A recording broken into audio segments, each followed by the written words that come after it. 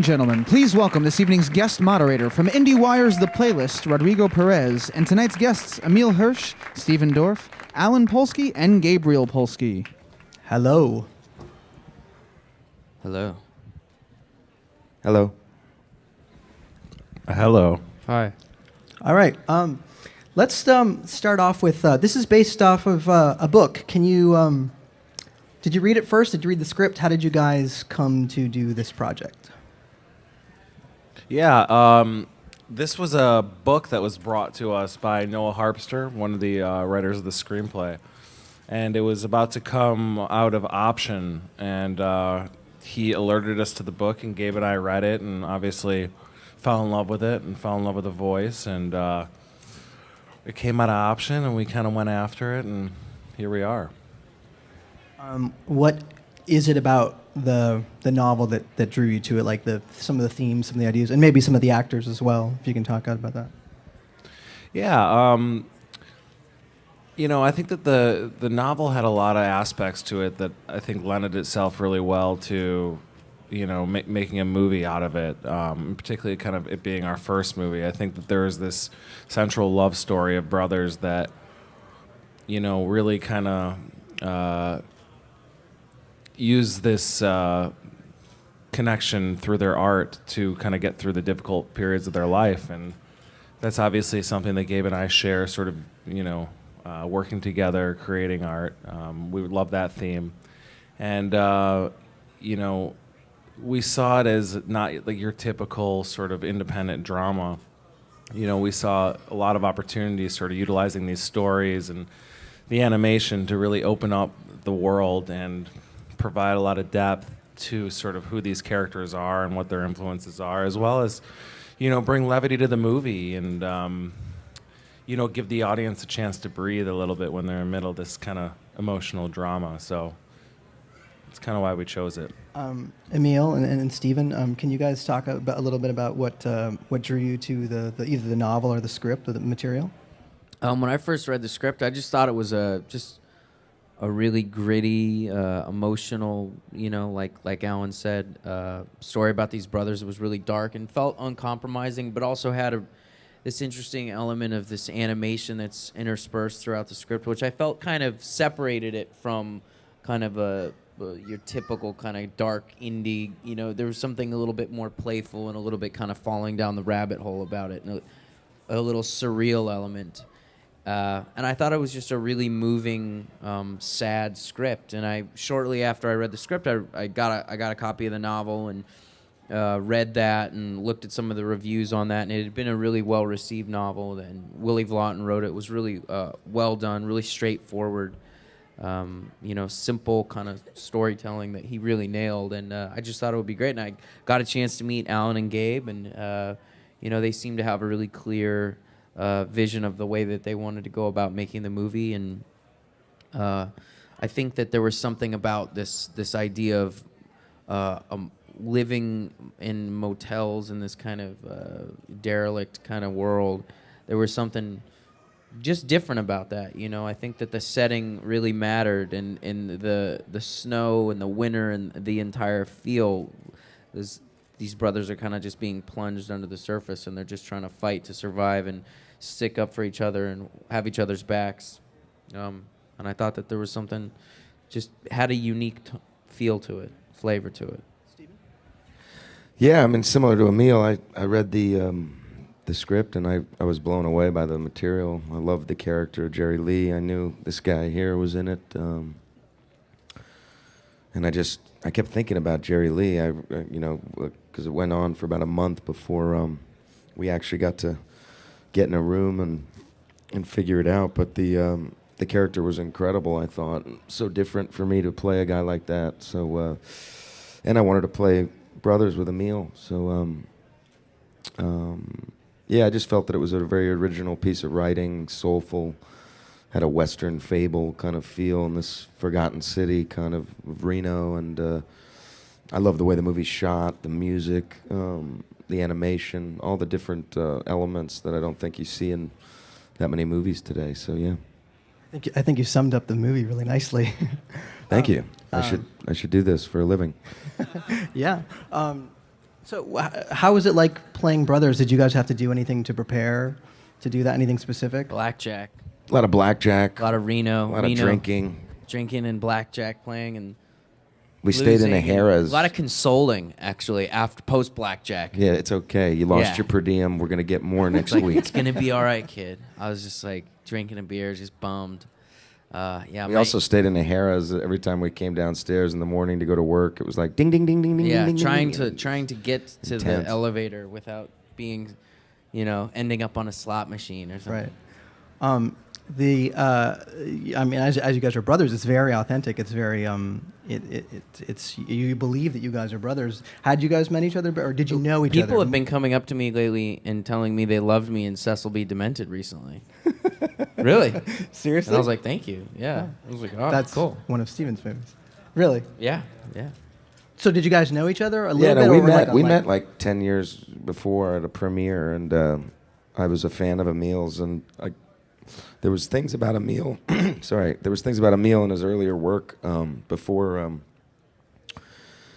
that I just really recognized and thought, wow, this guy's really real, and he's really honest, and he's a great actor. And I went up to him one night and said we should play brothers, at this premiere, and he probably thought I was a little weird, but ultimately we ended up playing brothers. So I think I had a good instinct.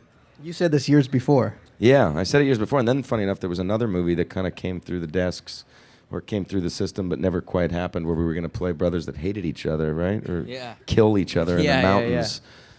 It was an emotional This one, I drama think's a better plus fit, yeah. thriller elements. Yeah. Well, it's interesting that you guys say that because, so many films about brothers, there's always a rivalry, there's always an antagonism between them.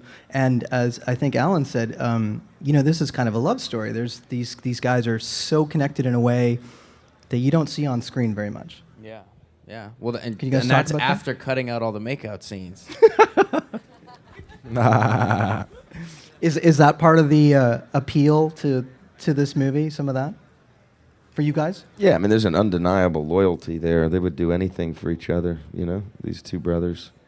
I think I just mean that You know, the like where this is originality, going. that idea that, usually it's conflict. This is the opposite. Yeah, I love that. I love that. There's a lot of. At the end of the day, Frank is an incredible brother to Jerry Lee. Jerry Lee's been quite a burden on Frank, to be honest, and in a lot of ways, having the luck that he's had. And there is this incredible, beautiful relationship, where he can even take a shower with me and help me bathe myself, which is not really what you want to do with your sibling. It's a bit vulnerable and very raw, but that's one of my favorite scenes in the movie. Yeah. And it's a relationship that there's never like the scene where they're yelling at each other. There's never like a cross word Right. really between Frank and Jerry Lee. Right. They're it's just clear that they are on the same team and their struggles are from the outside. Mm-hmm. And you guys work with Dakota Fanning and Chris Christopherson in this movie as well. What was it like working with those guys? Or any other actors in the film? Well, that Chris is just a bit of a legend himself, and he's just one of these guys that the guy can literally you could put a cue card in front of the guy and he'd be brilliant. You know what I mean? He is amazing at whatever he does. He's just there's just this oldness and kind of toughness to him that he just is luminescent. He seems like a guy who doesn't need to read the lines because he probably just knows them. Yes, ironically, yeah, ish. Yes. And he's just he's going back. At the end of the day, he's the man. And Dakota, she was someone who just is a immense talent. And Stephen worked with her sister Elle on Somewhere. That's so right, yeah. it was sort of like all in the Fanning family. Sounds like a sitcom or something. But she was great, and I think she was in, she was like 17 at the time, so she's kind of in that transition age and growing up, and I feel like she was able to really capture some different, interesting qualities with her character. It's a very adult performance from her. Like, it's the first time I've seen her on film where she really looks like a woman, a grown-up, Maybe we should show a clip from the film. And I go out and I start the car. It's cool that you got to act alongside him. Like you said, a legend. Watching that clip makes me think, and this I guess a question for all you guys. I'm not sure if it was a conscious thing. There's obviously a underclass theme throughout the film. These guys are, they're not of wealth at all. They've come through some hard times, and there's a soulful kind of empathy that runs like an undercurrent of the film, but it's never like you're never necessarily asking the audience to sympathize with them. You're not. You just do. I'm wondering how that came through, and was that conscious? And it must have been conscious with the writing, but is that something? Is that something that you can translate through in performance? Well, I think that it was just so clear on the page with Willie Vlotten's novel, and Noah and Micah, right? Yeah. Sorry, Micah. I feel like that they adapted it really well, and it just when we read it, it's one of those things where it's like the tears were sort of on the page, So it was just trying to execute that and find that and stay authentic to his voice, and that was, I think that's something that Willie Vlotten's writing. It's just it's just simple, straightforward, but really moving, and you just kind of feel like you get to crawl inside these characters and live and breathe inside these characters' skins. But it doesn't feel phony, and it doesn't feel like you're watching something where it's just a bunch of plot devices or this or that. And I think the way Alan and Gabe worked with us, and I think that was just kind of a gentle approach. And in that thought, so how do you guys? I mean, if you have material like that, do you just get out of its way? Like what? There is something that, but how do you guys approach it? Yeah, I mean, I think we had a good roadmap with the book and the script, and Gabe and I had a strong idea of what we wanted to do, sort of with the characters, and sort of what it was in the story. But there was a whole sort of next level, I think, of development to the characters that happened once kind of Emile and Steven got on board and really kind of started working through it and working through each scene and thinking about sort of what's the most we can kind of pull out of all of these scenes and the most we can kind of pull out of the characters. So I think in a way you stay out of the way, and in a way we tried to encourage things that we thought were happening that worked, or put the kibosh on things that weren't working. And, I think that's just a collaborative process that you have with your actors, and, you've kind of got this template to start with, but I think the best things happen, when you leave room for mistakes. And they're not even really mistakes, it's just things that you weren't expecting. Mm-hmm. Can you guys talk about the animation a little bit? Because it's beautiful. It's, like you said, it sort of has a levity to it. But there's that sort of thematic depth and texture to it that sort of connects the brothers through these stories that have obviously been going on for a long, long time. Yeah, so, one thing that's different in the book is obviously in the book you have these great stories that Frank tells Jerry Lee, but how do you make them cinematic, and how do you make them emotional? We had to figure out how to execute that, and we wanted to do it in a dynamic way that was fit with this story, that didn't take you out, that was, creative and led you into these characters' story even more, rather than kind of take you out of it. So we had to figure out how we're going to do it, and we interviewed a lot of different artists. A lot of people had some really interesting ideas, but we ended up going with a guy named Mike Smith, who's a brilliant artist out of Portland, and he did Natural Born Killers and a number of other things, but he's a brilliant artist. He showed us some really interesting ideas and sketches, and we ultimately ended up going with him and developing this style that you see on screen, but it was key for the style to really come from the character of Jerry Lee, to make the audience believe that he drew these things that sort of came to life as Frank was telling the story. And so we had to really make sure that it felt seamless and it was cool and the color palette fit the movie, and and that it really kind of provided an escape and was entertaining to the audience, because these pieces kind of were intended to kind of give you a break from kind of their their circumstances in the movie. I gotta say, it's a pretty brilliant choice. I didn't know that in the novel that it's not there because it works wonderfully. You guys started out as producers. You are producers, and this is your first directing gig.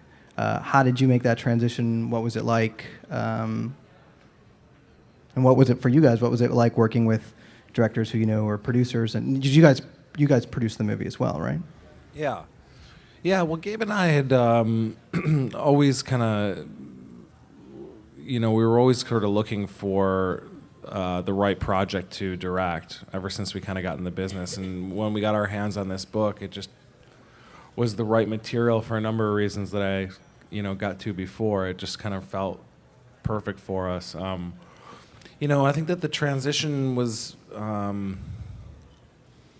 it's just a different set of decisions that you make as a director. As a director, it's you're creatively telling the story, and you get to kind of make those decisions, which was a lot of fun for us, and was obviously very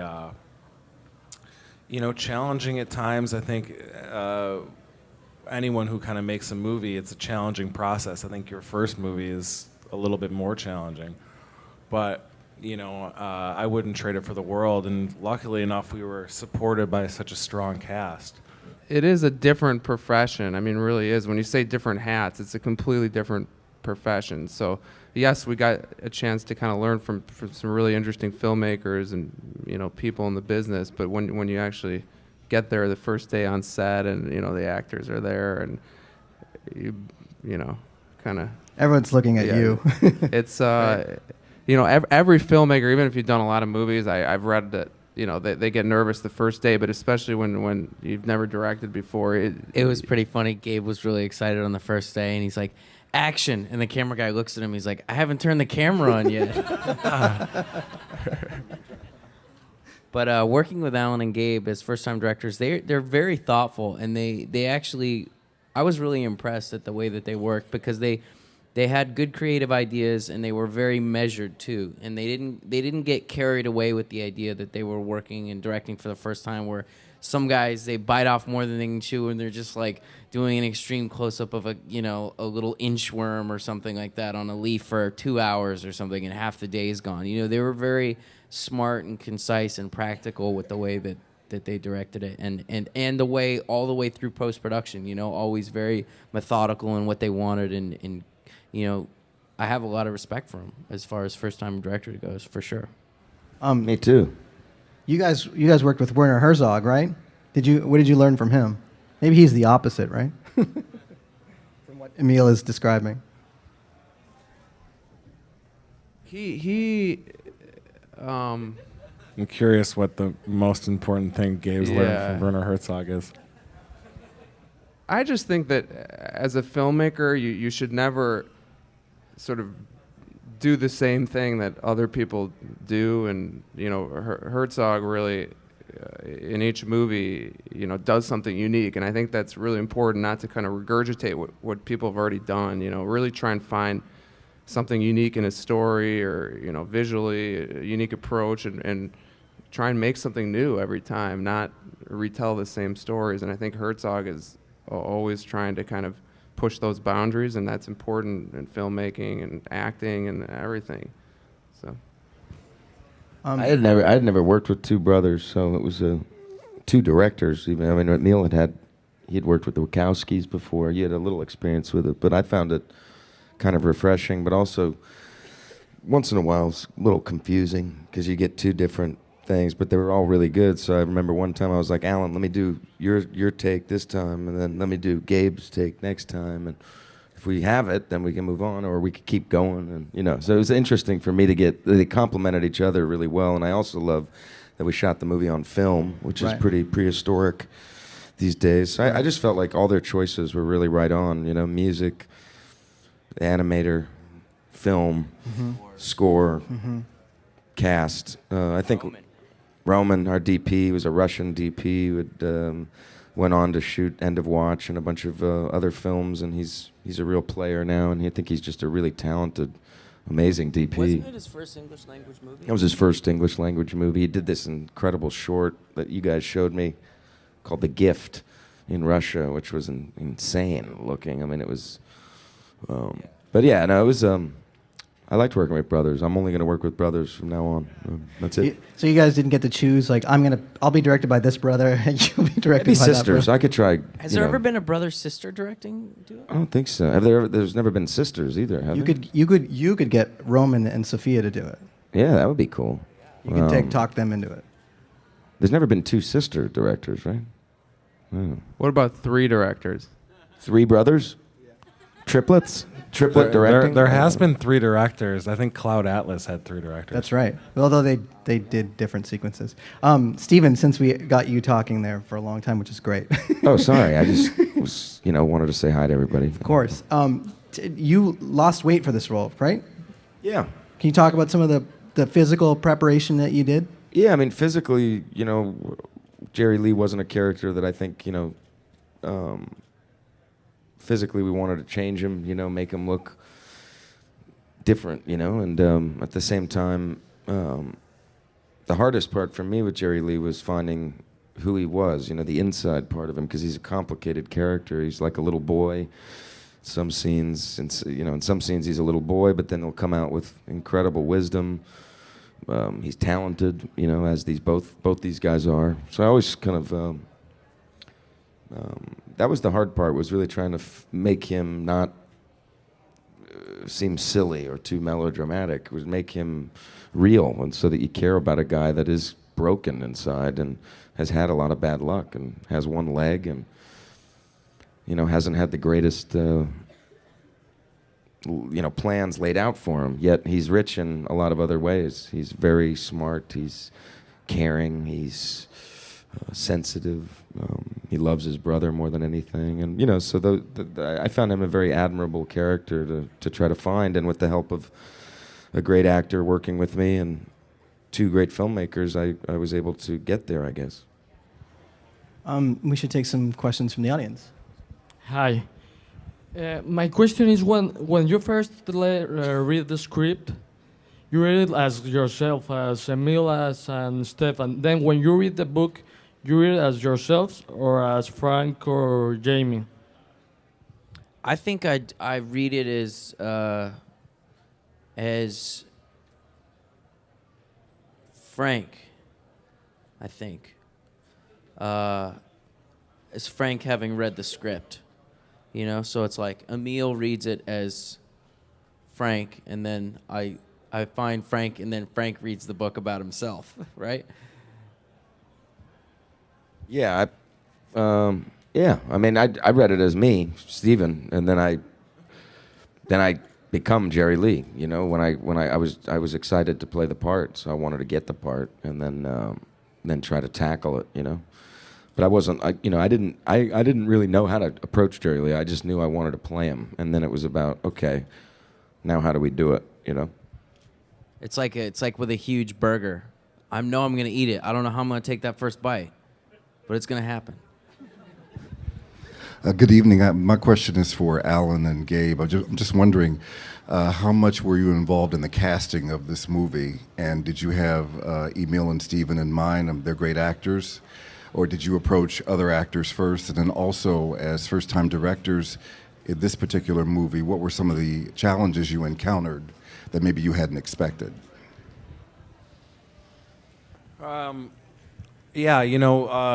We cast Emile first, and Emile was someone that we went after really hard right away because he'd sort of shown his past work and ability to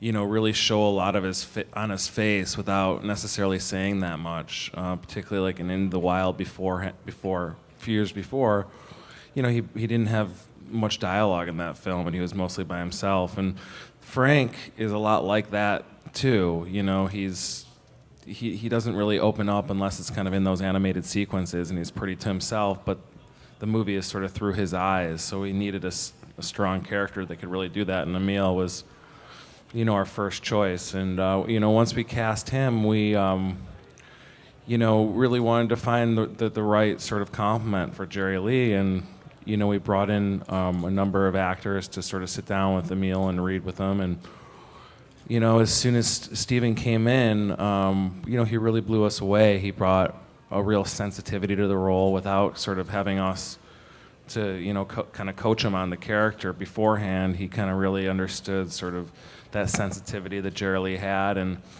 he had a strong sort of energetic connection to Emile right away. We sort of saw them comfortable together. They looked good together. They kind of felt like brothers, and it became really obvious to us pretty quickly.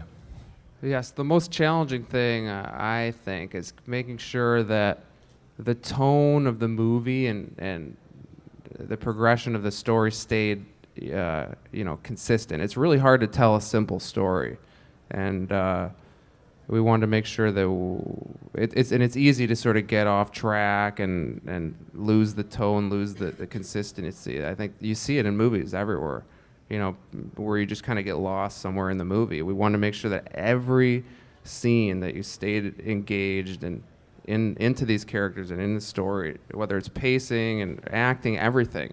It's just, that's the hardest thing in my opinion, but with the animation as well. But Hi. So I know we've already kind of talked about the brother relationship, but I was wondering if you guys as directors, when you found yourself aligning with one brother more than the other, or saw something in their relationship then portrayed by the actors, and found it hard to not put your own relationship upon it. well, Alan and I have a very, well, we're very different people. So I don't know if I'm answering your question, but I think as we kind of went through the process of telling this story, we often asked, I know that we both, whether we like it or not, asked ourselves the question, what would we do in this situation? How would we act? And because that's what you have to do when you're directing, is sort of think about what you would do and discuss it with the actor and all that. So Alan and I were able to really psychoanalyze each other. And So wait, who's Frank and Jerry Lee though? Yeah, we get asked that a lot. I don't know. Well, you you're guys the younger answer that. one though. Yeah, I'm the younger So one. you're Frank. So you're Jerry Lee. Oh, so it's that easy, yeah. Yeah, no, I mean, we had a piece of source material that sort of had this relationship there, but I mean, I think as a director, you want to bring everything you have to all the characters. So, I'd say first half of the day I was Jerry Lee, second half I was Frank. Usually. Hi, how are you? I was wondering that was there any hardship on a set, particularly shooting those very cold weather? I assume that there are some of them actually shooting hardship. The snow and Just hardships on the set? the guy's getting arrested. Yeah, we had a big drug problem in the crew. Everyone was doing crystal meth, and we couldn't stop everyone. And on the No, set, but though. yeah, driving. Not in the crew, but like in the motels we were shooting Yeah, in. screaming and just People a were lot getting of hauled derelict out stuff. in handcuffs and everything. Well, people just they fell into this sort of the pull of Reno, and they couldn't sort of stop. And we had the biggest problem actually with our costume designer. They kind of went on this bender for like a week. No, I'm just kidding. What was the question again? I even forgot about Hardships.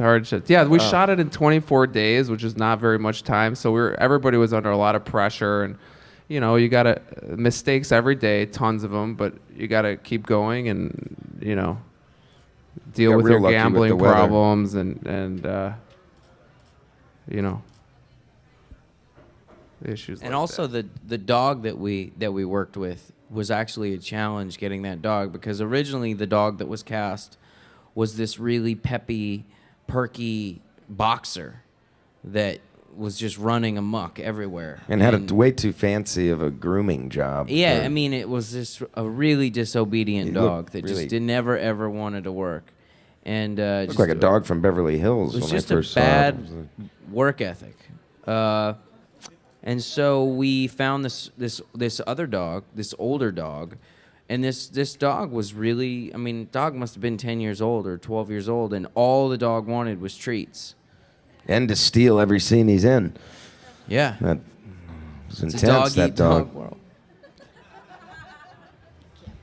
Hello. Emile and Steven said that this is their first experience of having two directors, right? So my question is, was there anything like conflicts or any misunderstanding between the brothers? Like Alan says these things and Gab says some other things, and then they conflict and anything like that? They both had a lot of great things to say because they worked out a great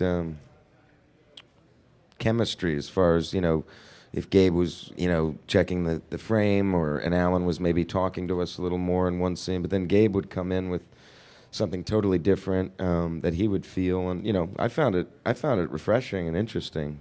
Once in a while a little confusing, like I said before, and you go back and do a take for each of them because the notes were really good.